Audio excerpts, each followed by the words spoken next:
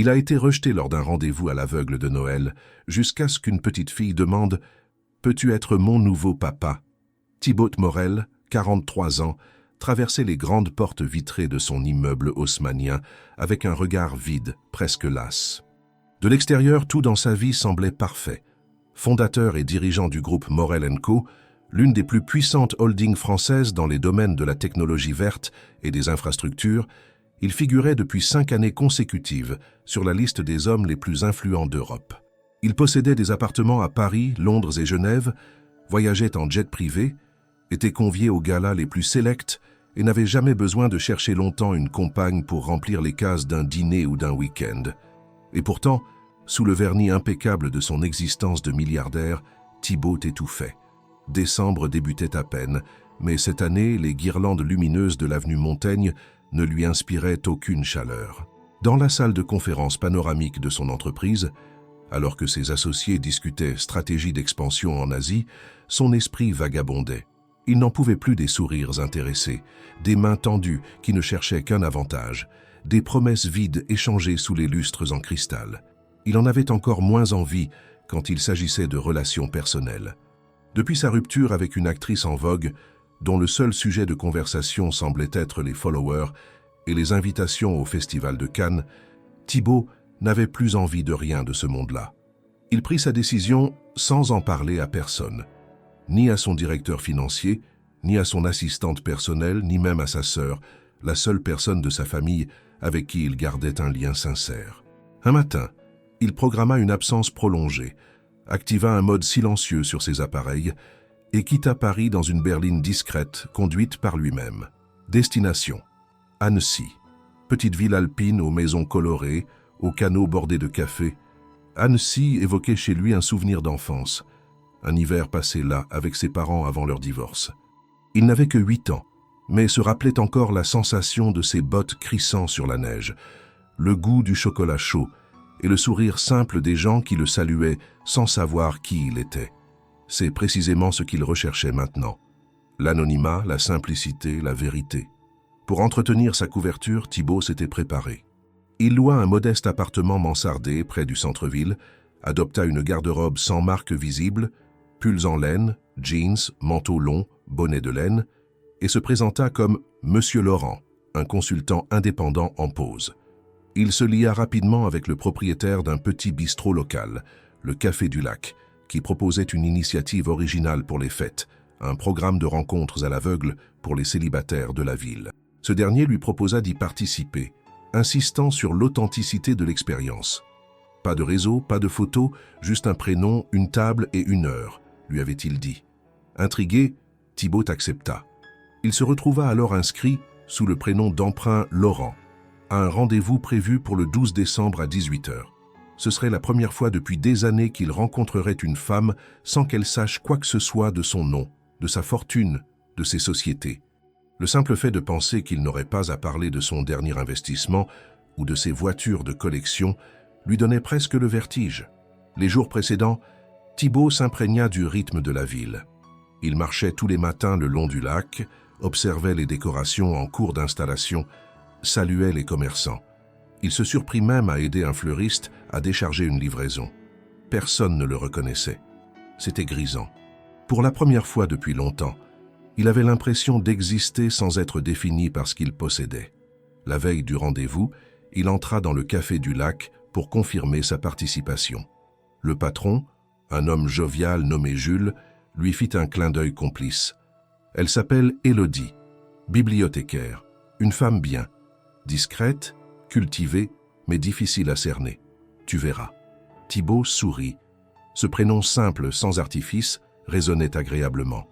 Il passa la soirée à relire quelques passages d'un roman qu'il avait toujours aimé, Le Petit Prince, trouvant dans ces pages une sagesse oubliée. Il se sentait à la fois nerveux et apaisé. Le luxe ne lui manquait pas. Pas ce soir-là. Demain, peut-être, une nouvelle page s'ouvrirait. Une page où personne ne saurait qu'il était Thibaut Morel, multimilliardaire et magnate de l'industrie. Juste un homme, dans une ville enneigée, en quête d'authenticité. Et ce qu'il ne savait pas encore, c'est que ce rendez-vous, qu'il croyait anodin, allait tout changer. Le soir du rendez-vous, Thibaut arriva quelques minutes en avance au Café du Lac. Il avait choisi avec soin un pull anthracite, un manteau en laine bleu marine et une écharpe discrète. Il ne portait ni montre luxueuse ni accessoires coûteux, mais son maintien, son langage corporel et son regard sûr de lui trahissaient encore, malgré lui, des années passées à diriger des conseils d'administration. Il tenta de se détendre, s'assit à la table désignée et observa les décorations de Noël accrochées aux poutres du plafond. Le feu crépitait dans la cheminée et une légère odeur de cannelle flottait dans l'air. Il n'y avait rien de sophistiqué dans ce lieu, mais justement cela lui plaisait. Quelques minutes plus tard, une femme entra. Elle portait un manteau beige simple, un sac en toile sur l'épaule et des lunettes rondes qui lui donnaient un air de professeur. Ses cheveux étaient relevés en un chignon lâche et ses joues étaient encore rosées par le froid. Lorsqu'elle s'approcha de la table, Thibaut se leva immédiatement. « Élodie ?» demanda-t-il. Elle hocha la tête, un sourire poli au coin des lèvres, et s'assit. Ils échangèrent les banalités d'usage, la température, les lumières de Noël dans les rues, le charme tranquille d'Annecy en cette saison. La conversation glissa ensuite naturellement vers les centres d'intérêt. Thibaut se força à rester dans les limites de son personnage. Il expliqua qu'il travaillait dans le conseil en entreprise, mais qu'il avait décidé de prendre un mois de congé pour se recentrer, loin de la pression des grandes villes. Élodie écoutait, attentive mais prudente. Elle semblait peser chaque mot, chaque détail. Elle parlait peu d'elle-même, mais il comprit qu'elle travaillait à la bibliothèque municipale et qu'elle vivait à Annecy depuis plusieurs années. À mesure que les minutes passaient, Thibaut sentit un changement subtil dans l'attitude d'Élodie. Son regard, d'abord curieux, devenait plus réservé. Elle fronçait légèrement les sourcils, comme si quelque chose ne collait pas. Il tenta de relancer la conversation avec légèreté, évoquant une exposition locale, mais elle répondit de manière plus sèche. Puis elle posa une question, innocente en apparence. « Tu dis être en congé, mais tu as gardé ce portable dernier cri avec toi ?» Ce n'est pas courant chez quelqu'un qui veut vraiment se déconnecter. Thibaut hésita une fraction de seconde avant de répondre qu'il l'utilisait uniquement pour des raisons pratiques. Mais elle ne sembla pas convaincue. Elle baissa les yeux vers sa main, où il avait oublié de retirer une fine bague en or blanc qu'il portait à l'index. Un bijou discret, mais visiblement trop raffiné pour son personnage. Il voulut changer de sujet, mais elle reprit la parole d'un ton plus froid. « Je suis désolé, mais j'ai l'impression qu'on ne joue pas avec les mêmes cartes. Tu dis vouloir être simple, mais tu respires l'aisance, le contrôle. Même dans ta manière de t'asseoir, ce n'est pas un reproche, c'est juste que je ne suis pas à l'aise. » Elle se leva lentement, remit son manteau sans le regarder. « Bonne soirée, Laurent. » Et elle sortit. Thibaut resta assis, stupéfait. Ce n'était pas de la colère qu'il ressentait, ni de l'humiliation. C'était quelque chose de plus rare pour lui. Un sentiment d'impuissance, presque d'injustice. Toute sa vie, on l'avait applaudi, salué, encensé. Les gens se bousculaient pour attirer son attention, pour entrer dans son cercle, pour lui plaire. Ce soir, une inconnue venait de le rejeter. Pas pour ce qu'il avait fait, mais pour ce qu'il semblait être, malgré ses efforts pour apparaître autrement. Il quitta le café sans dire un mot au patron, rentra à pied jusqu'à son appartement. Les rues d'Annecy, illuminées par les décorations, lui paraissaient soudain trop brillantes, presque ironiques. Il s'allongea sur le lit, les mains croisées derrière la tête, et repensa à la soirée. Ce n'était pas seulement l'échec qui le dérangeait, c'était le fait d'avoir été vu, vraiment vu, et d'avoir été trouvé incohérent. Élodie avait perçu une faille dans son discours, une dissonance dans son image. Elle ne savait rien de sa véritable identité, et pourtant, elle l'avait percée à jour d'une manière troublante. Il repensa à ses paroles, à ce regard, ni méprisant ni hostile, mais méfiant, comme si elle avait déjà vécu ce genre de mensonge, ou du moins quelque chose qui s'en rapprochait. Peut-être qu'elle avait ses propres blessures, ses propres raisons de douter. Peut-être qu'elle n'avait pas rejeté lui, mais ce qu'il représentait, même sous un nom d'emprunt. Il en venait presque à se demander si elle n'avait pas raison. Le lendemain matin, il se leva tôt. Il n'avait pas dormi plus de quelques heures, mais il ne ressentait ni fatigue ni colère. En sortant pour acheter du pain, il croisa des enfants courant vers un stand de vin chaud et des familles installées près des sapins décorés. L'ambiance de la ville contrastait violemment avec le froid intérieur qu'il traînait depuis la veille. Il tenta de se raisonner Ce n'était qu'un rendez-vous raté, rien de plus. Et pourtant, cela résonnait en lui comme un rappel brutal que fuir son monde ne suffisait pas pour en changer. Il fallait plus que des vêtements simples et un pseudonyme. Il décida d'éteindre son téléphone pour de bon. Il n'avait plus envie de jouer. Il voulait comprendre ce qui, dans cette ville, l'avait attiré au point de l'arracher à son empire. Il voulait découvrir pourquoi une simple bibliothécaire, avec un regard lucide et sans flatterie, l'avait tant perturbé. Peut-être que cette rencontre n'était pas un échec. Peut-être que c'était un début, mais pas celui auquel il s'attendait. Le soleil d'hiver perçait timidement à travers les nuages, projetant une lumière pâle sur les toits enneigés d'Annecy. Le marché de Noël battait son plein. Les chalets en bois, alignés sur la place centrale, exhalaient des parfums de pain d'épices, de marrons grillés et de vin chaud. Malgré la fraîcheur mordante, les rires des enfants et le brouhaha des conversations réchauffèrent l'atmosphère. Thibaut, emmitouflé dans son manteau, marchait sans but précis parmi les passants. Depuis sa rencontre avortée avec Élodie, il évitait soigneusement le café du lac. Il avait besoin de silence, de temps, de distance. Il s'arrêta devant un stand de livres d'occasion, feuilleta distraitement un recueil de contes illustrés, puis reprit sa marche. Ses pas le menèrent vers un petit parc situé en retrait, bordé de bancs en bois et dominé par un grand sapin décoré par les enfants des écoles voisines. Il n'y avait presque personne à cette heure. Une fine neige tombait, légère, presque invisible. Thibaut s'assit sur un banc, plaça ses mains dans ses poches et laissa son regard se perdre dans le mouvement lent des flocons. Il ne savait pas combien de temps s'était écoulé quand une voix fluette interrompit le calme. « Tu es triste ?» Il tourna la tête. Une petite fille, âgée de 5 ou 6 ans, le regardait avec de grands yeux clairs. Elle portait un bonnet tricoté rose pâle, une écharpe à pompons et tenait une peluche de renard contre sa poitrine. Elle n'avait ni peur ni retenue, simplement une curiosité désarmante. « Triste ? Non, pas vraiment, » répondit Thibaut, pris au dépourvu, juste en train de réfléchir. « Maman dit que réfléchir trop fort, ça donne des rides ici. » Elle pointa son front du doigt. « Toi, t'en as pas beaucoup, alors ça va. » Il esquissa un sourire, sincère pour la première fois depuis des jours. « Tu viens souvent ici ?»« Oui, surtout quand maman est occupée à parler avec les grands. Moi, j'aime pas trop les gens qui parlent trop longtemps. C'est ennuyeux. Toi, t'as pas l'air ennuyeux. Tu veux jouer ?» Thibaut la regarda, stupéfait par sa spontanéité. Il hésita, mais quelque chose en elle le touchait profondément. Une forme de liberté, d'innocence brute qu'il n'avait plus croisée depuis l'enfance. « Je suis pas très bon pour jouer. Je suis un peu rouillé, tu sais. C'est pas grave. Moi, je peux t'apprendre. Viens, on va faire un bonhomme de neige. » Elle l'entraîna sans attendre sa réponse. Sur une parcelle de pelouse couverte de neige fraîche, elle commença à former une boule en la roulant méthodiquement. Thibaut l'imita, maladroit au début, puis de plus en plus investi. En quelques minutes, ils façonnèrent ensemble une silhouette bancale mais joyeuse. La petite colla 2 boutons en guise d'yeux, planta une branche pour les bras et lui donna sa propre écharpe à pompons. Voilà, il s'appelle Monsieur Neige pas froid. C'est un nom rigolo, hein? Très rigolo, admit Thibaut, riant cette fois franchement. Tu es très doué. Tu veux connaître mon nom, toi aussi? Bien sûr. Moi, c'est Luna. Et toi? Il hésita une seconde. Il s'apprêtait à dire Laurent, comme à son habitude depuis son arrivée, mais la spontanéité de l'enfant désarma toutes ses précautions. Thibaut, c'est un nom de prince, ça, non? Je l'aime bien. Ils s'assirent sur le banc, essoufflés par leur activité. Luna observa son nouveau compagnon avec sérieux, puis reprit. « Thibaut, tu sais ce que j'ai demandé au Père Noël ?»« Non, dis-moi. » « J'ai demandé un nouveau papa. » Thibaut sentit son souffle se couper. Il ne sut quoi répondre immédiatement.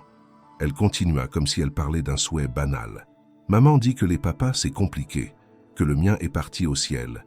Mais moi, je veux quelqu'un qui fait rire, qui écoute, qui vient au spectacle de l'école. Comme toi un peu. » Elle le regarda droit dans les yeux, avec une sincérité qui ne laissait place à aucun malentendu. « Tu peux être mon nouveau papa. » Thibaut, pris de court, sentit une boule se former dans sa gorge. Il avait dirigé des dizaines de négociations complexes, affronté des investisseurs hostiles, pris des décisions à plusieurs millions d'euros sans trembler. Mais là, devant cet enfant, il ne savait plus quoi dire, ni quoi penser. Il ouvrit la bouche pour répondre, mais n'eut pas le temps. « Luna !» Une voix féminine, pressée et inquiète, traversa le parc. L'enfant se retourna immédiatement. « Maman !» Thibaut se leva. Il reconnut tout de suite la silhouette qui s'approchait en hâte. Élodie. Elle s'arrêta net à quelques mètres de lui, surprise. Il vit ses yeux s'agrandir, ses lèvres se crisper. « Toi ?» Elle attrapa Luna par la main, protectrice, presque nerveuse. « Qu'est-ce que tu fais avec elle ?»« On faisait un bonhomme de neige, » répondit Thibaut doucement. Elle m'a abordé. Je ne savais pas que... Élodie le coupa d'un ton sec. Tu ne savais pas que c'était ma fille, et pourtant tu es encore là, à jouer les inconnus inoffensifs? Je ne joue rien, Élodie. C'était un hasard, vraiment. Elle le fixa, les mâchoires serrées, entre doute et colère. Puis elle se tourna vers Luna. On rentre. Mais la petite, loin d'être intimidée, tira sur la manche de sa mère. Maman, c'est Thibaut. Il est gentil. Il m'a aidé à faire Monsieur Neige pas froid. Élodie ne répondit pas. Elle baissa les yeux vers sa fille, puis vers l'homme qu'elle croyait avoir cerné la veille. Un homme qui, malgré tout, venait de passer 1 heure dans le froid à construire un bonhomme de neige avec une enfant. Elle resta un instant silencieuse, puis se contenta de hocher la tête sans un mot de plus. Elle tourna les talons et s'éloigna, Luna trottinant à ses côtés. Thibaut resta seul au bord du parc, le cœur étrangement lourd. Il ne comprenait pas encore pourquoi cette journée lui laissait une sensation aussi forte. Mais il savait une chose, cette rencontre n'avait rien d'anodin. Luna avait ouvert une brèche qu'il ne s'attendait pas à trouver. Une brèche dans son armure. Une brèche qui désormais ne pouvait plus être refermée. Élodie marchait d'un pas vif, tenant la main de Luna plus fermement que d'habitude. Ses pensées se bousculaient, et malgré les paroles enjouées de sa fille qui racontait, avec une insouciance désarmante, comment Monsieur Thibaut avait roulé la neige, ri à ses blagues et aidé à placer les bras du bonhomme, Élodie gardait le silence. Elle n'écoutait qu'à moitié. Une partie d'elle était déjà revenue mentalement à la soirée précédente, à ce rendez-vous qui avait basculé si vite. Elle se souvenait de l'impression de malaise, des détails incongrus qu'elle avait remarqués, ce portable de luxe, la montre glissée dans la poche intérieure, les réflexes d'un homme habitué au pouvoir, même dans la façon de commander un café ou de décroiser les jambes. Tout cela, elle avait préféré le fuir avant de s'y attacher. Et maintenant, ce même homme apparaissait dans le parc, en train de jouer avec sa fille, comme si de rien n'était. Ce n'était pas de la peur qu'elle ressentait. Elle savait lire les gens, et Thibaut, ou Laurent, comme il s'était fait appeler, ne semblait pas dangereux.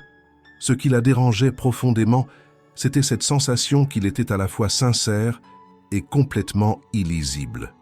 Elle détestait cette dualité. Depuis la mort de son mari, elle avait appris à reconnaître les intentions réelles derrière les gestes polis. Elle ne se permettait plus le luxe de la naïveté, pas avec une enfant à protéger. Elles arrivèrent à l'appartement, un modeste 3 pièces situé au 2e étage d'un petit immeuble ancien. Élodie aida Luna à retirer ses bottes, puis l'envoya se laver les mains. Une fois seule dans la cuisine, elle s'appuya contre l'évier et ferma les yeux quelques secondes. Le nom Thibaut tournait dans sa tête. Ce n'était pas un prénom anodin, peu commun, élégant, pas vraiment en accord avec le personnage simple qu'il prétendait incarner. Elle se demandait s'il s'agissait de son vrai prénom ou d'un autre masque. Luna n'avait jamais réagi ainsi à un inconnu. Elle était naturellement sociable, certes, mais pas au point de demander à un homme de devenir son père. Cette spontanéité, cette confiance immédiate, il fallait qu'il se soit passé quelque chose d'authentique entre eux. Et c'était justement cela qui inquiétait Élodie. Elle ne voulait pas d'hommes charmants et ambigus dans leur vie. Elle avait déjà donné et payé le prix. Le lendemain, en allant travailler à la bibliothèque, elle aperçut Thibaut de loin. Il était de l'autre côté de la rue, accoudé à une barrière, observant le lac avec une expression qu'elle ne sut pas interpréter. Elle détourna les yeux avant qu'il ne la voie. Mais au fond d'elle, une autre partie, plus fragile, plus curieuse, se demandait pourquoi un homme comme lui passerait autant de temps dans une ville comme Annecy à faire des bonshommes de neige et à errer dans les marchés locaux s'il n'avait pas une raison sincère. Les jours suivants, elle le croisa à plusieurs reprises, toujours par hasard. Une fois dans la file d'attente de la boulangerie. Une autre fois, assise seule au café du lac, lisant un livre qu'elle reconnut immédiatement, un recueil de poèmes d'Aragon, qu'elle aimait elle aussi. Elle nota qu'il ne cherchait pas à la suivre, ni à s'imposer. Il ne tenta pas de la revoir, ne lui adressa même pas la parole. Il semblait respecter la distance qu'elle avait instaurée. Et, paradoxalement, cette discrétion éveillait en elle un trouble plus profond que la flatterie ou les déclarations maladroites. Un matin, alors qu'elle rangeait des ouvrages dans la section jeunesse, elle entendit une voix familière. « Bonjour, Élodie ». Elle se redressa lentement et le vit, debout à quelques pas, tenant un livre dans les mains. Il ne portait pas son manteau habituel, mais une veste plus modeste et semblait hésiter. « Je suis passé devant et j'ai vu l'affiche sur les lectures pour enfants. Je me demandais si je pouvais inscrire Luna. Elle m'a parlé de ça hier. » Elle le regarda, d'abord surprise puis méfiante. Ce sont des séances collectives. Il faut qu'un parent ou un tuteur légal remplisse une fiche. Et ce n'est pas ton cas. Il hocha la tête sans se démonter. Je sais, ce n'était pas une tentative de forcer quoi que ce soit. Je voulais juste m'assurer qu'elle puisse y participer. Elle croisa les bras. Tu n'as pas besoin de te mêler de ça. Je suis sa mère, je gère. Je n'en doute pas, répondit-il calmement. Et tu le fais très bien. Mais je tiens à dire que je ne suis pas venu ici pour te manipuler ou m'imposer. Je suis venu parce que ce que Luna m'a dit l'autre jour m'a touché. Vraiment. Élodie resta silencieuse. Il ne mentait pas, elle le sentait. Mais elle n'était pas prête à lui accorder la confiance qu'il semblait chercher. Tu sais, reprit-il, il y a des choses qu'on ne prévoit pas. Moi, je ne pensais pas m'attacher à une petite fille en quelques minutes. Et encore moins croiser sa mère et ressentir le besoin de la comprendre. Tu ne sais rien de moi, dit-elle plus sèchement que prévu. Pas encore, non. Mais j'aimerais apprendre. Sans mensonge. Elle le fixa, le regard dur. Comme celui que tu m'as servi l'autre soir? Laurent, c'est ça? Il baissa les yeux. C'était une erreur, une mauvaise idée. Je voulais fuir certaines choses. Je pensais que cacher mon nom m'aiderait à vivre autrement, à voir le monde différemment. Mais je me rends compte que ça ne m'a apporté que des malentendus. Il tendit doucement le livre qu'il tenait encore. Je ne viens pas te demander une deuxième chance. Je sais que ce n'est pas comme ça que ça fonctionne. Mais je veux être honnête, à partir de maintenant. Elle prit le livre presque malgré elle. Le titre la fit tressaillir. Le Petit Prince. Elle ne put s'empêcher de se demander s'il avait su qu'il s'agissait de son ouvrage préféré. Je n'ai pas besoin de cadeau, Thibaut. Ni de gestes symboliques. Ce n'est pas un cadeau, c'est un souvenir de ce que Luna et moi avons partagé l'espace d'un moment. Je comprends que tu sois sur la défensive. J'ai appris à respecter ce genre de frontières, mais je ne peux pas faire semblant de ne pas avoir été touché par elle. Ou par toi. Elle le regarda partir, incapable de répondre. Le livre dans ses mains, elle sentit quelque chose se fissurer, sans savoir si c'était de la colère ou un début d'acceptation. Ce qu'elle savait, en revanche, c'est que Thibaut Morel, ou peu importe son nom, n'était pas un homme comme les autres, et qu'elle allait devoir décider si cela représentait une menace ou une promesse. Depuis leur échange à la bibliothèque, Élodie avait redoublé de prudence. Elle n'avait pas revu Thibaut en personne, mais sa présence semblait s'insinuer malgré tout dans son quotidien. Luna parlait encore de lui avec une tendresse déconcertante, répétant des phrases qu'il lui avait dites, lui dessinant même des bonshommes de neige aux écharpes à pompons sur des feuilles de brouillon qu'elle collait ensuite sur le frigo. Elle avait même demandé un soir si elle pouvait l'inviter à dîner. Élodie avait simplement répondu non, sans s'expliquer. Elle ne voulait pas que sa fille s'attache davantage, surtout à un homme dont les intentions demeuraient floues, aussi sincères puissent-elles paraître en surface. Mais Thibaut, lui, n'avait pas disparu. Discret, il semblait pourtant trouver des moyens de se maintenir dans l'environnement immédiat d'Élodie, sans jamais la confronter directement.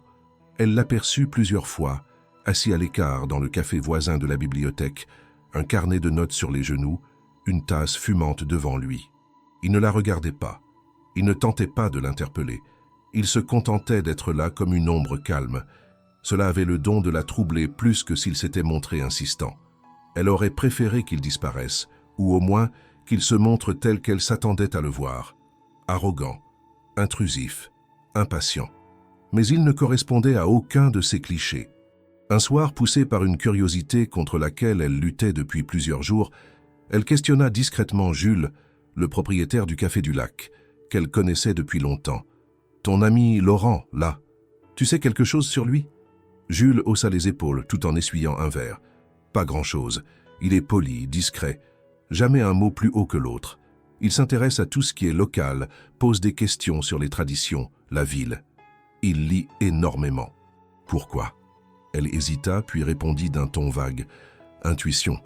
Mais l'intuition, justement, n'était pas ce qui manquait à Élodie. Elle remarquait des détails que peu d'autres auraient relevés, la coupe impeccable de ses vêtements, même sans marques apparentes, la qualité du cuir de ses chaussures, les manières feutrées mais fermes avec lesquelles il interagissait avec les autres. Et surtout, sa capacité à écouter en silence, à ne jamais imposer sa présence, mais à la rendre difficile à ignorer. Elle n'avait pas affaire à un homme ordinaire. Elle en était de plus en plus convaincue. Un après-midi, alors qu'elle classait des documents dans la salle de lecture, elle surprit une conversation entre deux clients attablés près de l'entrée. Des hommes d'une quarantaine d'années, en costume décontracté, mais élégant. Elle n'aurait pas prêté attention à leurs paroles si un nom ne l'avait pas arrêté net. Morel. Oui, je te dis, c'était lui, j'en suis presque sûr. Il a juste changé de look, mais son visage, impossible de se tromper. Et puis, le gars disparaît de Paris en pleine réunion stratégique, aucun mot, aucun message. Et là, on apprend qu'il serait dans un village de montagne? Non, franchement, je pense qu'il se planque pour de bon. L'autre répondit quelque chose qu'elle n'entendit pas bien. Le premier reprit un peu plus bas. Il a toujours eu cette idée bizarre de vouloir vivre comme les gens normaux. C'est son délire depuis des années. Mais là, franchement, s'il croit qu'il peut se faire passer pour un type lambda dans un bled comme celui-là, il se fout le doigt dans l'œil. Le sang d'Élodie se glaça. Morel. Ce nom, elle l'avait déjà entendu dans les médias, à la télévision, sur les couvertures de magazines économiques. Un homme d'affaires redouté et admiré, patron d'un empire industriel colossal. Elle n'avait jamais associé ce nom à Thibaut. Le lien venait de se faire comme une claque en pleine figure. Elle retourna chez elle sans dire un mot à personne. Elle posa son sac, ferma la porte, s'assit dans le salon en silence. Tout ce qu'elle avait ressenti depuis leur rencontre prit une autre dimension. Ce n'était pas un simple malentendu, ni une exagération de ses instincts. Elle avait été trompée dès le départ. Il avait menti sur son identité, sur ses intentions, sur sa nature. Elle sentit une colère sourde monter en elle. Pas tant à cause du mensonge lui-même, mais parce qu'il avait touché quelque chose de trop précieux, de trop fragile, la confiance de sa fille. Et cela, elle ne pouvait pas le tolérer. Le soir même, elle attendit Luna sagement endormie, puis écrivit un message bref à Thibaut. Pas de salutation, pas de fioriture. Je sais qui tu es. Ne t'approche plus de ma fille, ni de moi. Elle n'attendit pas de réponse. Elle éteignit son téléphone, ferma les rideaux et passa une nuit blanche, le regard rivé au plafond, le cœur partagé entre indignation et déception. Thibaut, lui, reçut le message alors qu'il sortait de l'épicerie du coin. Il le relut 3 fois. Il n'avait plus besoin d'explication. Quelqu'un l'avait reconnu. La vérité avait éclaté, plus tôt qu'il ne l'aurait voulu. Il comprit à cet instant précis que ce qu'il avait tenté de construire en silence venait de s'effondrer. Et pourtant, au lieu de ressentir de la panique ou de l'amertume, ce fut un vide glacial qui s'empara de lui. Il s'était menti à lui-même en croyant qu'il pouvait fuir son nom, ses privilèges, son image. Il avait cru que l'anonymat suffisait à réinitialiser les règles. Il venait d'en apprendre la leçon la plus dure. On ne gomme pas une vie entière avec un faux prénom et des vêtements plus simples. Il ne tenta pas de la contacter. Il respecta son silence. Mais une chose le hantait déjà. Ce n'était pas la perte d'un potentiel amour. C'était l'idée de ne plus jamais revoir Luna, ni entendre sa voix légère lui demander, avec toute l'innocence du monde, « Tu peux être mon nouveau papa ?» Les jours qui suivirent le message d'Élodie furent silencieux, lourds d'une tension sourde. Thibaut ne remit plus les pieds près de la bibliothèque, ni au marché, ni même dans les cafés qu'il avait commencé à fréquenter. Il évitait chaque rue où il risquait de croiser Luna ou sa mère. Annecy, qui lui avait semblé accueillante et sereine à son arrivée, lui paraissait maintenant plus étroite, comme un décor refermé sur lui. Il avait fait une erreur de jugement, et cette fois il ne pouvait blâmer personne d'autre que lui. La colère d'Élodie était légitime. Il le savait. Ce qui le rongeait, c'était la conscience de l'avoir provoqué en croyant pouvoir diriger cette situation comme une de ses négociations. Il avait sous-estimé l'impact de ses gestes, de ses silences, de ses demi-vérités. Et surtout, il avait sous-estimé Luna. Cet enfant lui manquait plus qu'il n'osait l'admettre. Chaque souvenir d'elle lui revenait par vagues, dans les moments les plus inattendus. Une paire de moufles roses aperçues sur un banc, un dessin d'enfant affiché dans la vitrine d'une papeterie, un rire aigu au loin. Il s'efforçait de rester à distance. Il le devait. Mais le vide laissé par cette petite voix, par ses questions spontanées et sa confiance absolue, le tourmentait plus que n'importe quelle réunion perdue ou contrat échoué. Un matin glacial de décembre, alors qu'il prenait un café amer dans l'anonymat d'une boulangerie vide, un homme entra. La silhouette était familière, bien que mal adaptée à l'atmosphère détendue d'Annecy. Manteau ajusté, chaussures de ville brillantes, téléphone haut de gamme à la main. Il ne fallut que quelques secondes à Thibaut pour le reconnaître, Vincent Giraud, l'un de ses associés les plus anciens. Le visage de Vincent s'éclaira dès qu'il l'aperçut, comme s'il venait de découvrir un trésor enfoui. « Thibaut, mais qu'est-ce que tu fais ici? On te cherche partout. Le conseil est en train de virer à la panique, tu sais. Et toi, tu joues les ermites dans une ville de montagne? C'est une blague ?» Thibaut se raidit. Il jeta un regard rapide autour de lui. Trop tard. 2 clients, au fond, semblaient déjà avoir dressé l'oreille. Il fit un signe discret à Vincent pour l'inciter à baisser d'un ton. « Pas ici, murmura-t-il. On parle dehors. » Ils sortirent, laissant la chaleur de l'intérieur pour l'air mordant de la rue. Vincent ne se fit pas prier pour enchaîner. « Tu te rends compte? Le conseil veut convoquer une assemblée exceptionnelle. On parle de t'évincer. Ils disent que t'as perdu pied, que t'as disparu sans prévenir, que tu caches quelque chose. Tu les as habitués à mieux que ça. Qu'est-ce qui se passe? C'est une femme? Une crise existentielle? Tu veux qu'on appelle un communicant? » Thibaut n'écoutait qu'à moitié. Il observait les passants, tendait l'oreille au moindre mot pouvant trahir une oreille indiscrète. Et c'est là qu'il aperçut, à l'autre bout de la rue, Élodie. Elle était figée, à mi-distance, un sac à la main, ses yeux plantés dans les siens. Elle avait tout entendu. Il le savait. Il vit le moment exact où son regard se transforma. De la surprise à la confirmation, puis à la froideur. Sans un mot, elle se détourna et disparut dans la foule. Thibaut resta cloué sur place. Vincent, lui, continuait de parler, inconscient du drame qui venait de se jouer. « Tu m'écoutes, Thibaut? Il faut qu'on rentre à Paris. Tu ne peux pas tout laisser tomber maintenant. C'est ta boîte, ton image, ton avenir. Tu crois qu'un mois à jouer au provincial va te racheter une âme? Tu n'es pas ce genre de type. » Mais Thibaut ne répondit pas. Il était déjà ailleurs. Il venait de tout perdre une seconde fois. Et cette fois, il n'y aurait peut-être pas de retour possible. Le soir même, il tenta d'écrire un message à Élodie. Plusieurs fois, il composa puis effaça des phrases. Tout lui paraissait vide ou faux. Finalement, il éteignit son téléphone et sortit marcher sous la neige. Il longea le lac, les mains dans les poches, le regard perdu. Il savait qu'il avait trahi la dernière once de confiance qu'elle aurait pu lui accorder. Elle ne le verrait plus jamais de la même façon.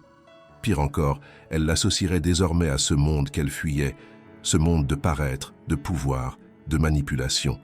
Et Luna, que lui dirait-elle? Il imaginait déjà la voix douce d'Élodie, tentant d'expliquer à sa fille que Thibaut n'était pas celui qu'il prétendait être, qu'il fallait l'oublier. Il imaginait Luna demandant pourquoi, pleurant peut-être sans comprendre. Ce fut cette image plus que toute autre qui le brisa. Les jours suivants, il se terra dans son appartement. Il ne mangeait presque pas, ne dormait que par bribes. À Paris, les appels s'accumulaient. Il ne répondait à aucun. Il savait que tôt ou tard, il devrait retourner affronter le conseil, les investisseurs, les journalistes. Mais l'idée de remettre le masque, de redevenir le Thibaut Morel que tout le monde attendait, le révulsait. Il ne pouvait plus faire semblant. Il ne voulait plus. Un soir, alors qu'il fixait le plafond de son salon depuis des heures, une idée l'assaillit. Partir pour de bon. Pas seulement d'Annecy, mais de tout. Vendre ses parts. Quitter la société. Couper les ponts. Il n'y croyait plus. Ce qu'il avait bâti n'avait plus de sens à ses yeux. L'homme qu'il était devenu ne lui inspirait plus aucun respect. Mais avant de faire cela, il devait réparer ce qu'il pouvait encore sauver. Il ne savait pas s'il y arriverait. Peut-être qu'il était déjà trop tard. Mais il devait essayer. Ce soir-là, il prit une décision. Dès le lendemain, il irait frapper à la porte d'Élodie. Non pour la convaincre, ni pour demander pardon, mais pour lui dire la vérité, sans détour, sans masque, sans stratégie. Pour lui dire qui il était. Et pourquoi il avait voulu devenir quelqu'un d'autre, ici dans cette ville, près d'elle et de sa fille. Parce qu'au milieu de toutes ces erreurs, une chose restait vraie, intacte, indiscutable.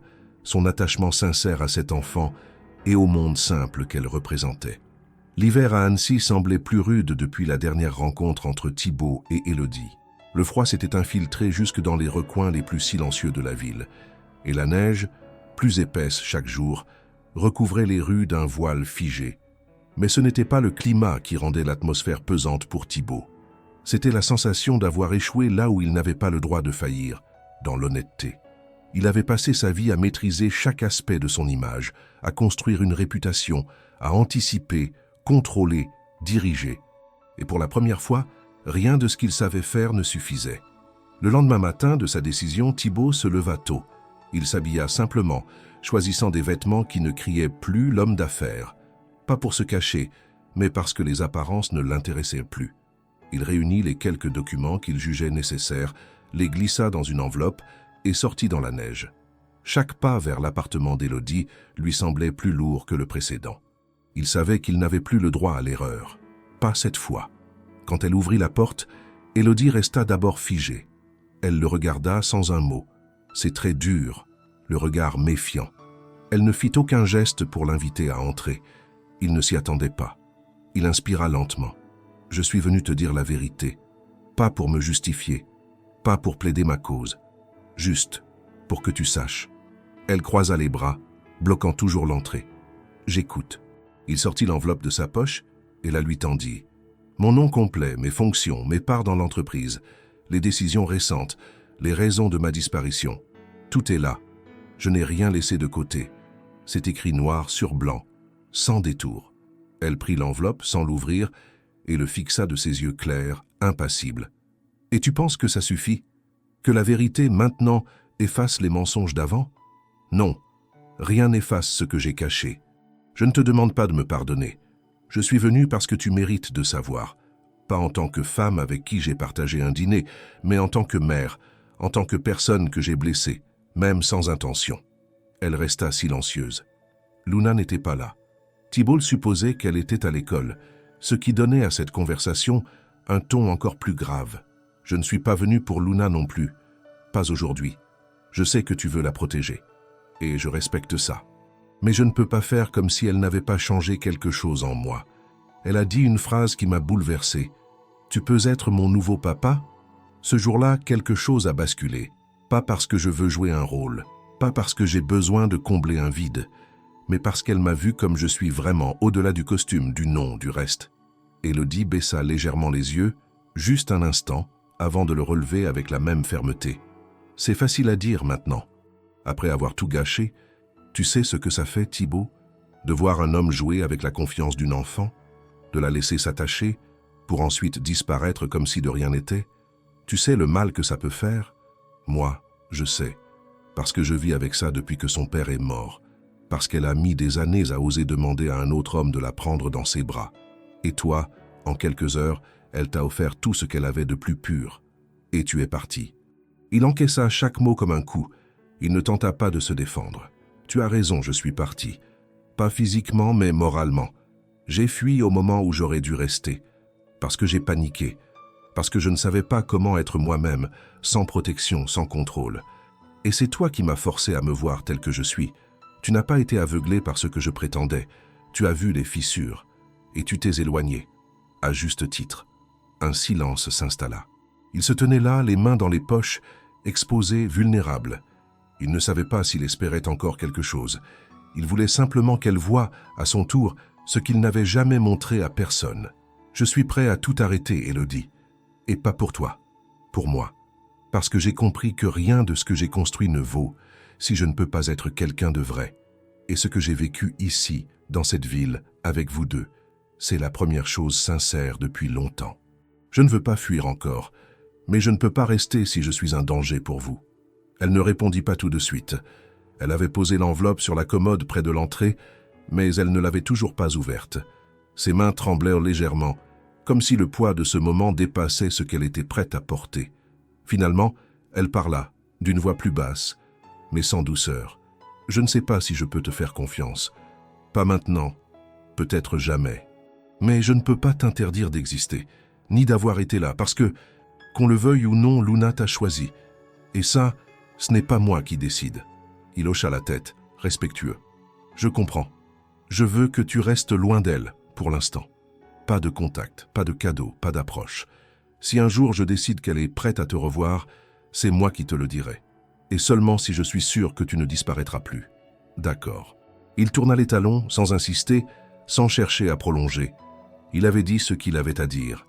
Il avait tout laissé là, sur le pas de sa porte.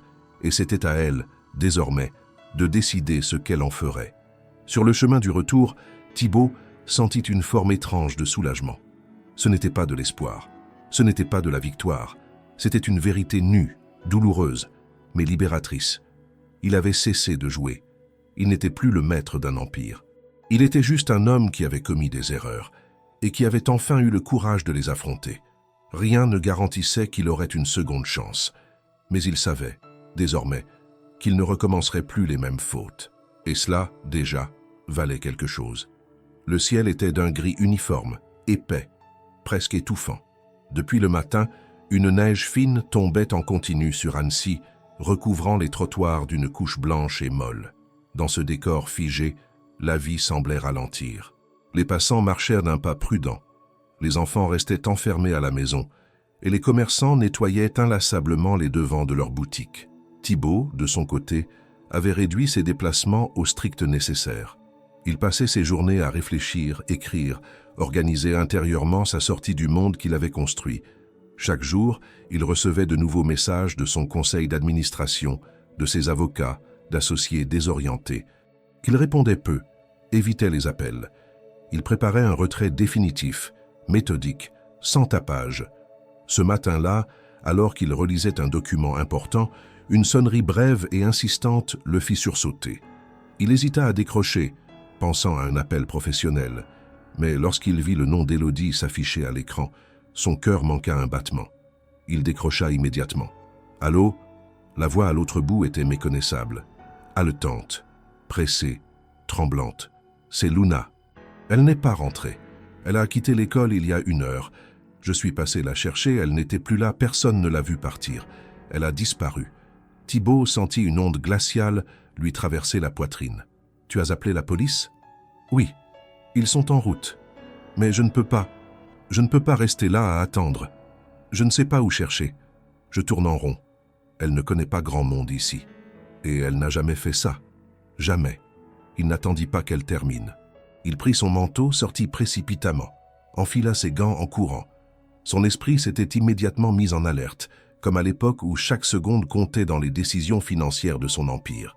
Mais cette fois, il ne s'agissait ni de chiffres ni de réputation.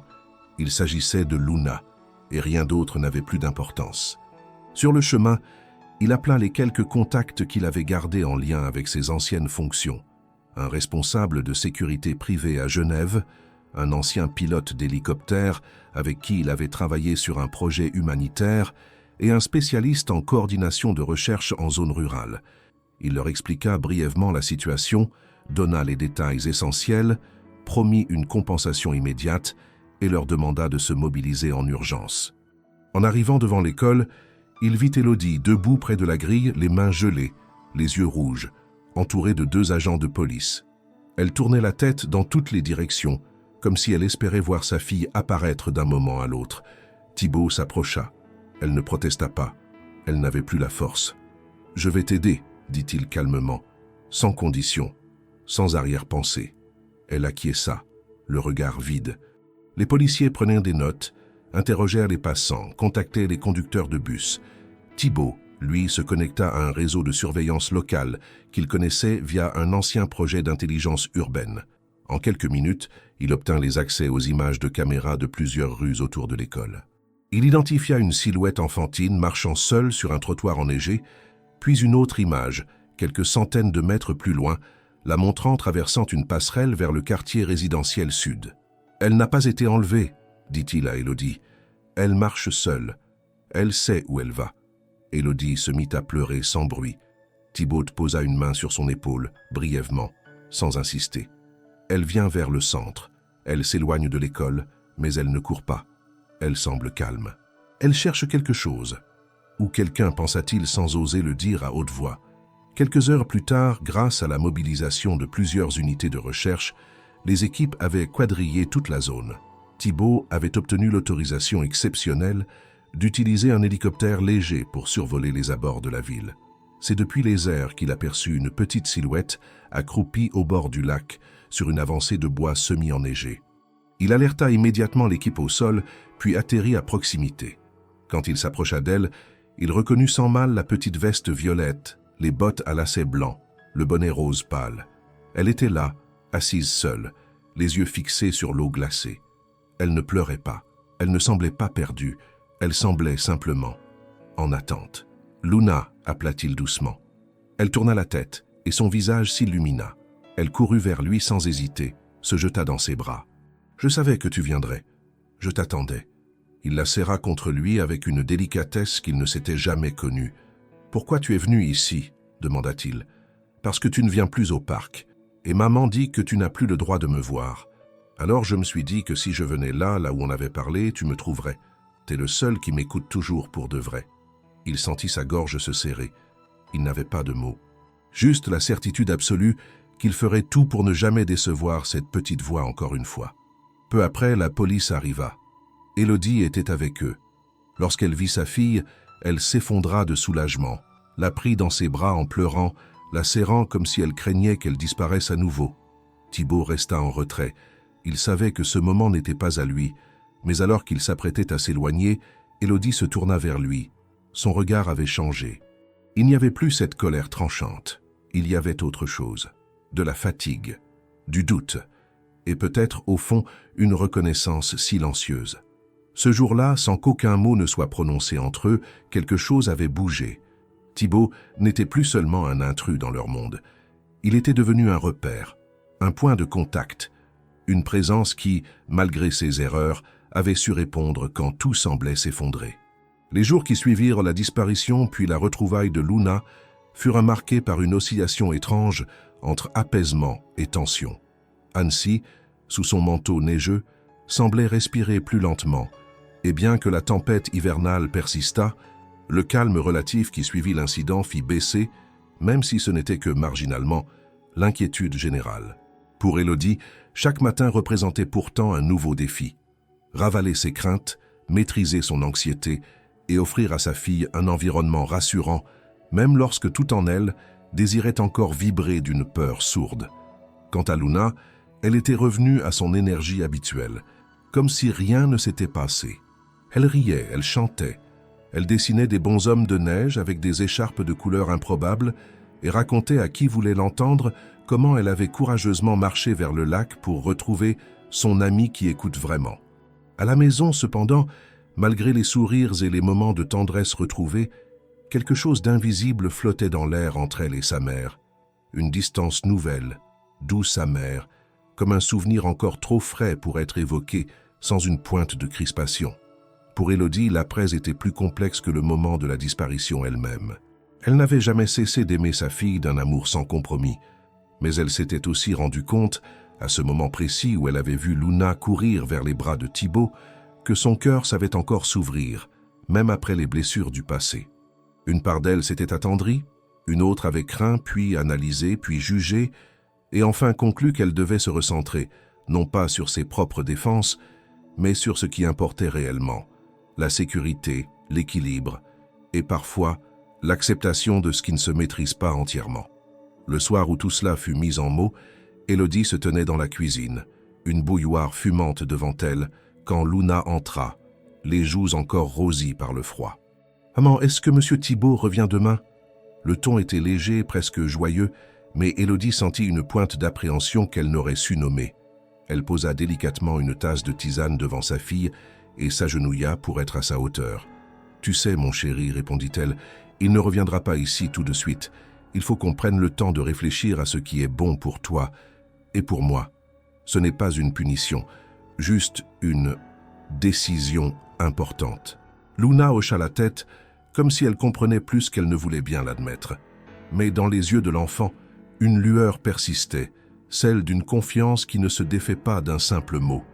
Le lendemain matin, tandis que l'hiver faisait encore danser les flocons autour des fenêtres embrumées de l'appartement, Élodie se rendit au café du coin pour récupérer un café à emporter. Elle venait à peine de sortir lorsque la porte du Café du Lac s'ouvrit. Elle leva les yeux et le vit. Il se tenait là, immobile, fixant la rue d'un regard calme mais intense. Il portait un manteau sombre, une écharpe discrète, et son visage exprimait une détermination sereine, sans pression excessive ni insistance évidente. Il ne souriait pas encore, mais ses traits étaient paisibles, comme s'il avait modéré ses propres attentes. « Bonjour », dit-il simplement. Il n'y avait ni culot, ni empressement dans sa voix, juste une honnêteté tranquille. Elle ne répondit pas immédiatement. Elle le regarda, les yeux à la fois fermes et lourds de pensées qu'elle n'était pas certaine de vouloir partager. « Je voulais vous dire que je ne suis pas certaine de ce que vous attendez, ni de ce que je veux pour Luna, et je ne veux pas que vous pensiez que je vous ai oublié. » Elle s'arrêta un instant, consciente de la complexité de ce qu'elle exprimait. « Je veux juste être claire. Ce qui s'est passé était grave, très grave, et j'ai besoin de temps pour penser à tout ça. » Il acquiesça lentement, sans un mot. À travers son regard, elle sentit qu'il comprenait la gravité de ses paroles. Il ne chercha pas à la convaincre, il ne tenta pas d'argumenter. Il resta simplement là, immobile, présent, sans pression. « Je ne suis pas venu pour vous harceler, » répondit-il après un moment. « Je voulais simplement vous voir dire que... Merci. Merci de m'avoir laissé aider, même si c'était difficile. Merci d'avoir protégé votre fille. Et si jamais vous décidez qu'un jour vous voulez parler, je suis là. Pas pour changer le passé, mais pour être honnête face au présent. » Elle le regarda, surprise par la clarté de ses mots. Pas une tentative, pas une promesse excessive. Juste une vérité posée, simple et directe. Dans le silence qui suivit, aucun d'eux ne sut tout de suite quoi dire. Le vent d'hiver soufflait, projetant des flocons autour d'eux, formant un voile léger qui semblait à la fois caché et révélé. Élodie sentit une émotion étrange, difficile à définir au premier abord. Ce n'était ni réconfort, ni tendresse, ni peine. C'était plutôt une acceptation, lente, d'une réalité qu'elle n'avait su voir auparavant, que quelque chose de réel avait émergé de cette rencontre, malgré les blessures antérieures, malgré les mensonges initiaux, malgré les peurs humaines les plus instinctives. Quelque chose qui ne disparaissait pas simplement parce qu'on le souhaitait. Elle respira profondément et se dit que, peut-être, il était temps d'arrêter de fuir ses propres sentiments. Pas pour céder à une impulsion, ni pour ouvrir une porte sans sécurité, mais pour reconnaître qu'il y avait une humanité partagée qui méritait d'être écoutée. « Très bien, dit-elle finalement, nous pouvons parler. » Et ce simple accord, posé comme une pierre sur un chemin encore fragile, ouvrit la porte à une conversation qui dura, sans interruption, jusqu'à ce que le soleil d'hiver commence à percer timidement derrière les montagnes enneigées. Une conversation sans artifice, sans masque, entièrement bâtie sur ce que chacun était prêt à dire et à entendre. Une conversation qui, pour la première fois depuis longtemps, permit à deux cœurs blessés de se rencontrer sans barrière, en vérité. Une conversation où l'on commença à construire quelque chose que ni l'un ni l'autre n'avait cru possible auparavant. Un lien, lentement, profondément humain, qu'on ne pouvait effacer d'un revers de main, ni ignorer sous un voile de neige, et qui, avec le temps, pourrait bien devenir indélébile. Le vent s'était levé sur Annecy, secouant les branches nues des arbres, projetant des rafales de neige mêlées de glace contre les vitrines et les volets. Le froid, plus mordant que jamais, n'empêchait pas la ville de s'agiter à l'approche de Noël. Les chalets du marché se remplissaient de familles, les enfants patinaient maladroitement sur la glace, et les guirlandes électriques clignotaient au rythme d'une fébrilité partagée. Pourtant, pour Thibaut, tout semblait suspendu dans un temps parallèle, figé dans une bulle qu'aucune fête ne pouvait percer.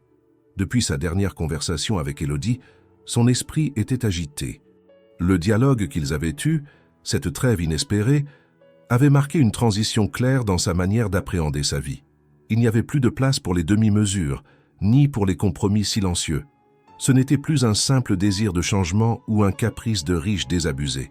C'était une conviction profonde qu'il ne pouvait plus retourner à l'homme qu'il avait été. Ce choix, pourtant, impliquait une confrontation à laquelle il n'avait pas encore osé se livrer. Faire face à Paris, à sa société, à tout ce qu'il avait laissé en suspens. Il s'y résolut un soir, assis seul dans son salon, une feuille blanche devant lui. Il commença à écrire une lettre, pas pour Élodie cette fois, mais pour lui-même, une déclaration d'intention, une ligne droite entre ses pensées et ses décisions. Il y inscrivit chaque point sans détour, son retrait du groupe Morel & Co., la vente de ses parts, la dissolution de ses fonctions exécutives et surtout l'abandon définitif de cette identité construite autour du contrôle, de la réussite matérielle, de l'image publique. Quelques jours plus tard, il prit le train en direction de Paris. Il n'avait prévenu personne. Le trajet fut silencieux. Il ne consulta pas ses mails, ne répondit à aucun message. Qu'il regardait le paysage défiler, blanc, calme, presque indifférent à ses pensées tumultueuses. À son arrivée, il fut accueilli non par des collaborateurs inquiets, mais par 2 membres du conseil d'administration qui l'attendaient dans un salon privé de la gare. « Thibaut, on doit parler », dit l'un d'eux sans même prendre le temps des politesses. Il acquiesça. Il savait ce qui l'attendait. Quelques heures plus tard, dans une salle de réunion du siège social, il faisait face à 10 visages tendus, certains fermés, d'autres agacés, quelques-uns seulement affichant une forme de retenue. La réunion débuta sans ménagement. On lui reprocha son absence prolongée, son silence, ses décisions unilatérales, l'image instable qu'il projetait à l'extérieur. Les mots étaient durs, mais pas injustes. Thibaut les écouta tous, sans se défendre. Puis il se leva. « Je vous entends », dit-il calmement. « Et je ne vais pas vous demander de comprendre. Je suis ici pour acter quelque chose, pas pour débattre. J'ai pris ma décision, je vends mes parts, je me retire de toute fonction, et je vous laisse la structure avec un plan de transition complet. Je ne suis pas en fuite, je suis en train de me libérer. » Un silence stupéfait suivit sa déclaration. Certains crurent à une mise en scène, d'autres à un coup stratégique. Mais aucun ne comprit tout de suite que Thibaut Morel, l'homme dont ils avaient tant vanté la vision et l'ambition, avait déjà tourné la page. Il n'était plus là pour négocier. Il était là pour refermer un chapitre. Les jours suivants furent consacrés aux démarches juridiques, aux signatures, aux derniers échanges avec ses équipes. Il se montra professionnel jusqu'au bout, précis, organisé, déterminé.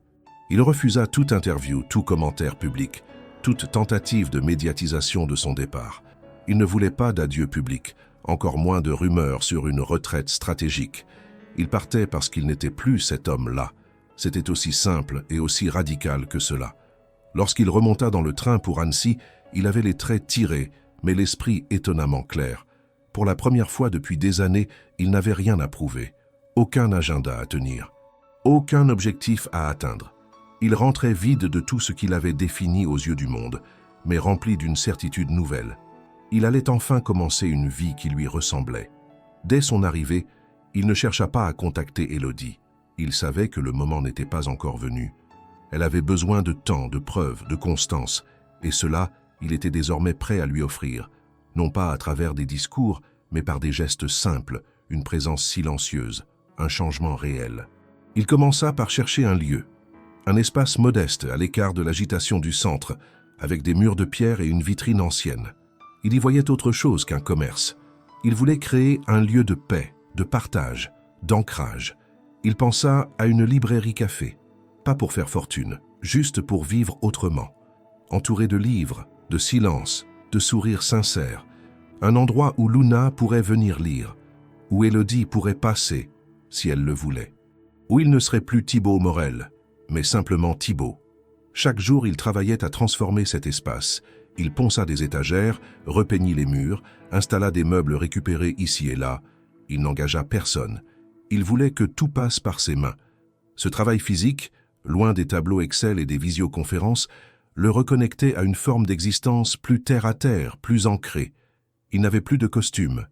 Il n'avait plus de chauffeur. Il avait des ampoules aux mains, des cernes sous les yeux, mais aussi un calme intérieur qu'il n'avait jamais connu. Un matin, alors qu'il nettoyait la vitrine, une silhouette familière s'arrêta devant lui. Il leva les yeux et vit Élodie. Elle ne dit rien, ne sourit pas. Mais elle le regarda longuement, en silence, puis posa simplement une question. « C'est pour toi cet endroit ?» Il hocha la tête. « C'est pour moi. Et pour ceux qui voudront y entrer sans avoir besoin de savoir qui j'étais avant. » Elle l'observa encore un instant, puis tourna les talons et s'éloigna.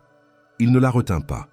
Mais à ce moment précis, il sut que quelque chose avait changé. Il n'avait pas seulement quitté Paris. Il avait fait le choix de rester, définitivement. Le matin s'était levé sur Annecy avec une lumière plus douce que les jours précédents. L'hiver, bien que toujours présent, avait cessé d'être mordant. L'air semblait suspendu, calme, comme si quelque chose de nouveau se préparait à émerger du silence. Thibaut, assis au fond de sa librairie café en devenir, relisait la dernière version de l'acte officiel de cession de ses parts. Tout était signé, envoyé, validé. Morel & Co n'avait plus de lien avec lui, ni en tant que président, ni en tant qu'actionnaire. Il ne possédait plus rien de cet empire bâti pendant 2 décennies. Ce qu'il tenait entre les mains à présent n'était qu'un contrat notarié, une formalité administrative, mais pour lui, c'était bien plus. C'était la fin d'une époque et le début d'une autre. Il n'avait rien annoncé publiquement, aucun communiqué, aucun mot dans la presse. Il avait disparu des radars de la haute sphère économique comme un fantôme qui choisit de ne plus hanter ses propres palais. Les rares associés qui avaient tenté de le joindre s'étaient heurtés à son silence, et ceux qui le connaissaient vraiment avaient compris que sa décision était irrévocable. Thibaut Morel n'existait plus en tant qu'icône de la réussite. Il était désormais simplement Thibaut, propriétaire d'une future librairie dans une ville alpine, homme libre de tout sauf de ses propres choix. Ce choix, précisément, avait été le plus difficile de toute sa vie. Non pas à cause de la fortune qu'il avait laissée derrière lui, ni du pouvoir abandonné, mais parce qu'il savait qu'en renonçant à ce monde, il ne pouvait plus s'abriter derrière ses titres ou son influence. Il devait désormais prouver, par des gestes simples, qu'il était capable de vivre autrement. Ce n'était pas une pause, ce n'était pas un caprice, c'était un basculement.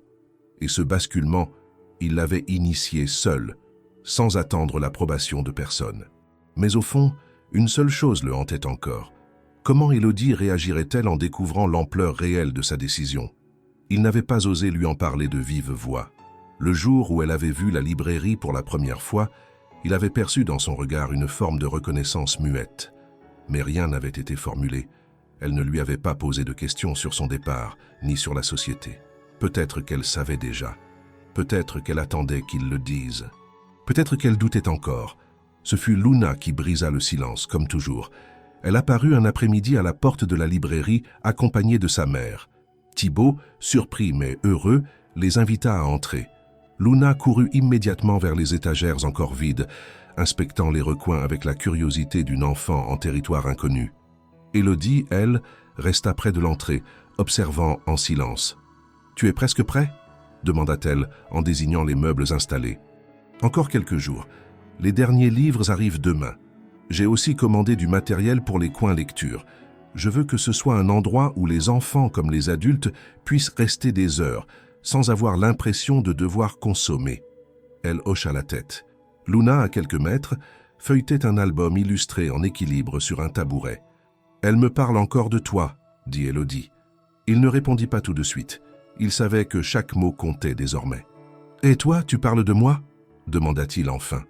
Elle le regarda longuement puis s'approcha, sa voix plus douce. « J'ai lu ce que tu m'as laissé. J'ai aussi reçu un appel de quelqu'un à Paris, une journaliste que je connais de loin. Elle voulait savoir si c'était vrai que tu avais tout quitté.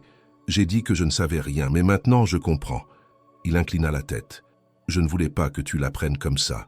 Je voulais que tu vois, avant de croire. »« C'est ce que je fais, » répondit-elle. « Je regarde, j'écoute, je sens ce qui change, et je crois ce que je vois. » Ils restèrent là, en silence, quelques secondes.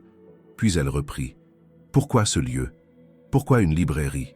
Parce que c'est un endroit où les gens viennent sans masque. Pour lire, il faut se rendre disponible. Il faut se poser. On ne peut pas tricher avec un livre. Et moi, je n'ai plus envie de tricher avec quoi que ce soit. » Elle sembla touchée par la réponse. Elle regarda autour d'elle. Les murs encore nus, les caisses de carton empilées dans un coin, l'odeur du bois neuf mélangée à celle du café qui infusait lentement sur le comptoir. « Tu comptes rester ici alors ?»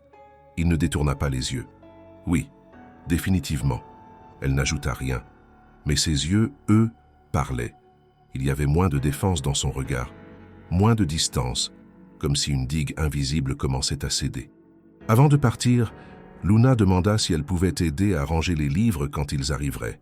Thibaut promit qu'elle aurait son propre tablier et même une étagère spéciale pour choisir les lectures des plus petits. Elle applaudit et sortit en sautillant, suivie par sa mère. Ce soir-là, Thibaut resta longtemps dans sa librairie. Il alluma toutes les lumières, même celles qui ne servaient à rien, juste pour voir le lieu vivre un peu. Il imagina les gens entrer, discuter à voix basse, feuilleter un roman, commander un café, faire une pause. Il vit Luna rire près du comptoir, Élodie s'asseoir dans le coin lecture, un livre ouvert sur les genoux. Il ne s'agissait pas de fantasmes. Il ne projetait rien de chimérique. Il imaginait une vie possible, une vie qu'il construisait chaque jour avec patience, une vie dont il avait désormais fait le choix entier et irrévocable. Une vie où rien n'était spectaculaire, mais où chaque geste avait du sens. La veille de Noël arriva avec un calme étrange à Annecy.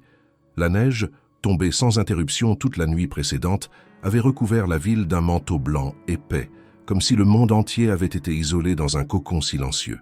Les rues, plus désertes que d'habitude, vibraient tout de même d'une ambiance particulière. Les vitrines brillaient, les guirlandes clignotaient paresseusement et, malgré le froid mordant, une chaleur discrète émanait des maisons. Le marché de Noël avait fermé un peu plus tôt que prévu et même les cafés du centre avaient réduit leurs horaires. Tout annonçait que ce 24 décembre serait un moment de repli, de portes fermées, de soupirs discrets échappés derrière des rideaux tirés. Chez Élodie, l'ambiance n'était pas à la fête. Elle avait prévu un dîner simple, sans apparat. Une soupe maison, du pain frais, un peu de fromage et un petit gâteau aux pommes que Luna avait aidé à préparer. Rien de grandiose. Elle avait voulu ce Noël à leur image. Modeste, sincère, intime. Luna, quant à elle, avait accepté sans protester l'absence de grandes célébrations. Elle avait dessiné une carte de Noël qu'elle avait posée près de la fenêtre, au cas où Thibaut passe devant et la voit. Élodie n'avait rien dit. Elle n'avait pas interdit, ni encouragé. Elle avait juste laissé faire. L'enfant avait ce droit-là, celui d'espérer. À 19h, elles étaient assises à table. Les lumières tamisées, un disque de chansons traditionnelles en fond sonore et les bougies tremblantes donnaient une chaleur douce à la pièce. Luna mangeait lentement, les yeux parfois perdus vers la fenêtre. Élodie observait sa fille en silence, partageant à la fois sa paix et son attente. Elle-même ne savait pas ce qu'elle désirait vraiment ce soir-là. Une part d'elle voulait que la soirée se termine dans cette sérénité fragile. Une autre part, plus profonde, espérait entendre des pas dans la neige, un bruit à la porte.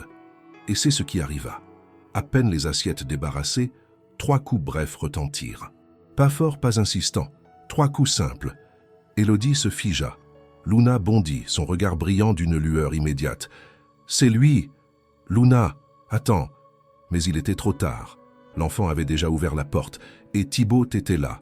Il portait un pull en laine gris, un manteau épais, et tenait dans ses mains un sac en papier et un petit bonhomme de neige en peluche, un accessoire ridicule et attendrissant qu'il tendit à Luna en guise de cadeau. « Il m'a fait penser à toi. » Il est un peu bancal, mais il sourit quand même. Luna éclata de rire et lui sauta dans les bras. Élodie, toujours immobile, observait la scène avec un mélange d'émotion et de prudence. Thibaut releva les yeux vers elle. Il ne fit aucun pas de plus. Il ne demanda rien.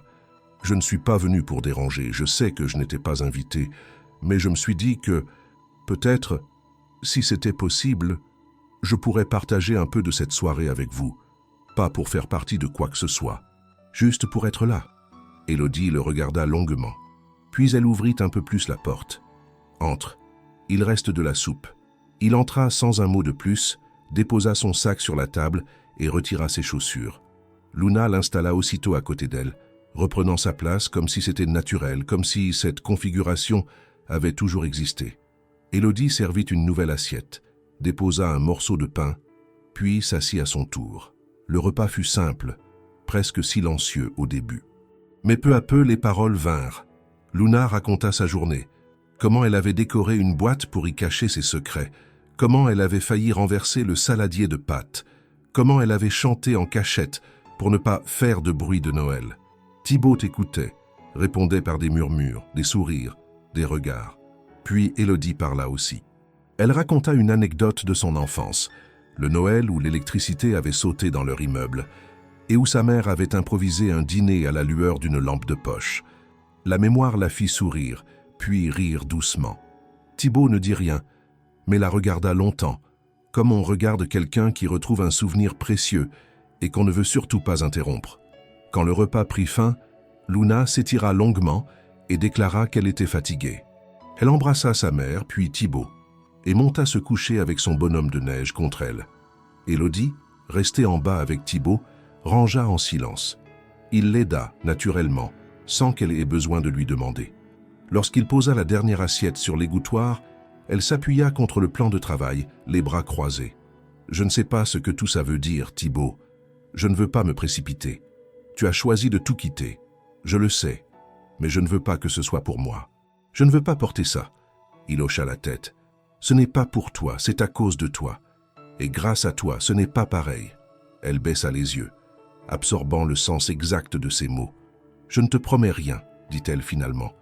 Mais tu peux rester ce soir. »« Sans promesse, répondit-il. Juste là. » Elle hocha la tête. Ils s'assirent dans le salon, côte à côte, sans se toucher, sans se regarder tout le temps, mais unis par quelque chose de plus fort que les mots.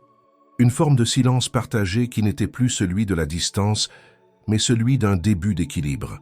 La lumière du sapin projetait des ombres colorées sur les murs.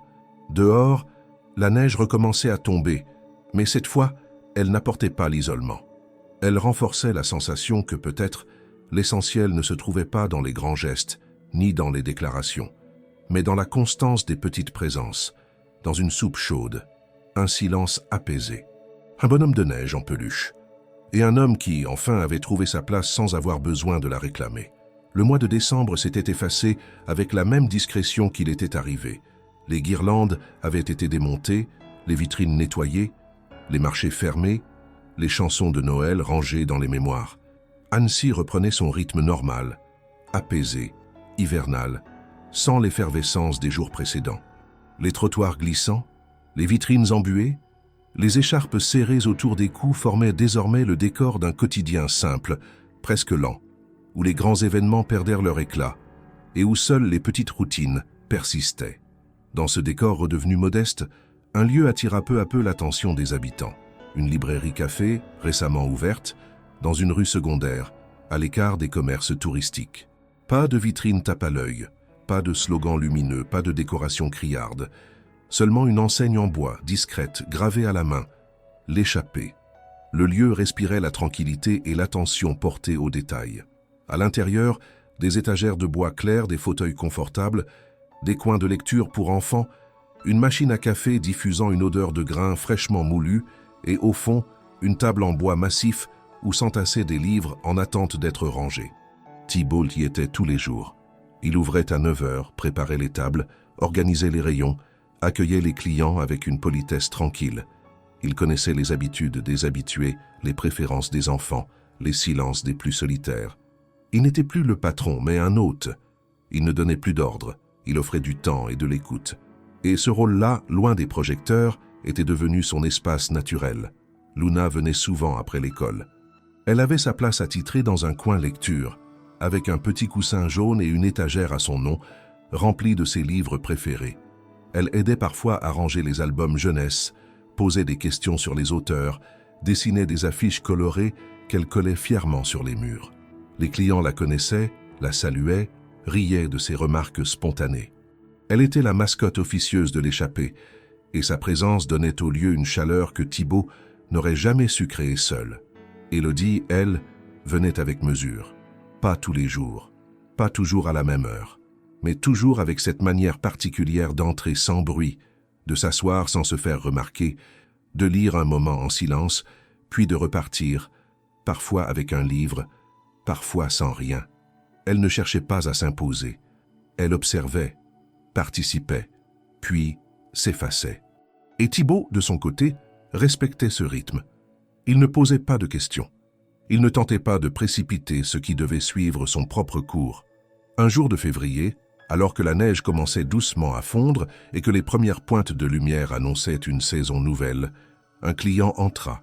Un homme âgé, inconnu, qui déposa sa canne contre une étagère et demanda un café sans lever la voix.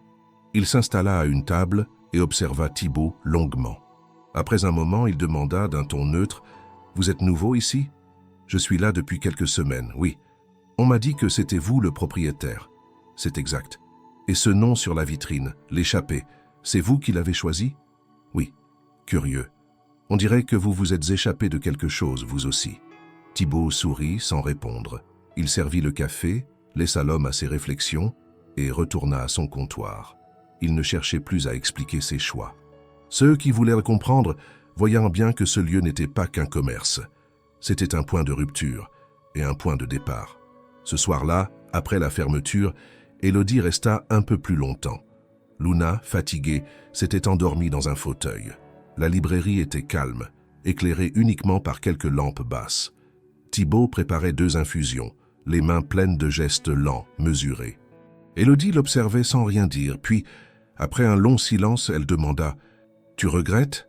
Il tourna la tête, surpris. « Ce que tu as quitté, ta vie d'avant. » Il prit quelques secondes avant de répondre. « Non. Parfois, je pense à ce que j'ai construit, à ce que ça m'a coûté, mais je ne regrette pas. Ce que j'ai ici, aujourd'hui, me donne plus de sens que tout ce que j'ai possédé là-bas. » Elle hocha la tête. « Moi non plus. Je ne regrette pas que tu sois revenu. » Elle dit cela sans emphase, sans attente de réponse. C'était un fait, une vérité posée entre eux. Il lui tendit sa tasse. Leurs doigts se frôlèrent. Ils ne diraient rien de plus. Ce silence-là, il l'avait conquis. Plus tard, alors qu'il rangeait les derniers livres, Thibaut trouva un dessin plié sur une étagère, un dessin de Luna. Il représentait une maison avec une vitrine, des livres, un bonhomme en peluche sur le comptoir, et 3 silhouettes côte à côte, une femme, un homme, une enfant. En haut, en lettres maladroites, était écrit « Ma maison ». Le lendemain, un client entra avec son fils et demanda en souriant « C'est votre fille, celle qui organise les livres ?» Thibaut allait répondre par politesse, mais Luna, qui se tenait juste derrière lui, répondit avant lui avec une fierté tranquille « Oui, c'est mon papa, mais maintenant il est à nous. » Thibaut tourna la tête. Élodie se tenait à quelques mètres, un livre à la main, le regard posé sur lui. Elle ne dit rien. Elle sourit. Et dans ce sourire, il comprit que le plus grand cadeau qu'il avait reçu n'avait pas été demandé ni attendu.